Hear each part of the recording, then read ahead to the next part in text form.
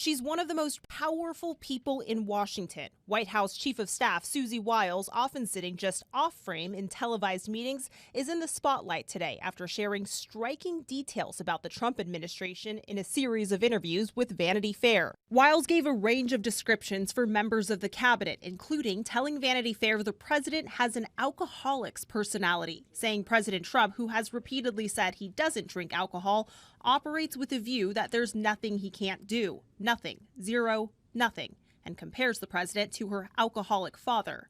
Trump today said he's not offended by Wiles' word choice, telling the New York Post he has a possessive and addictive type personality, reiterating that he doesn't drink.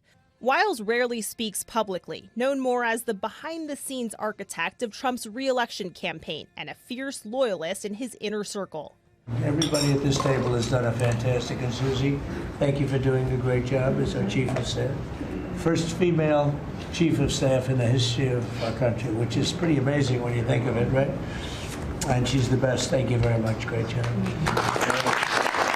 Wiles calls the article a disingenuously framed hit piece on her and the administration, alleging significant context was disregarded to paint a chaotic and negative narrative. On the Epstein files, Wiles blasts Attorney General Pam Bondi, saying in the article, quote, "I think she completely whiffed on appreciating that that was the very targeted group that cared about this." Wiles tells Vanity Fair the president is named in the Epstein files, but denies he's, quote, in the file doing anything awful, and said he's on the manifest of Epstein's plane, telling the magazine they were, sort of young, single, whatever, sort of young, single playboys together. She also says the Epstein files do not have any incriminating evidence of former President Bill Clinton, saying there's no evidence and the president was wrong about that.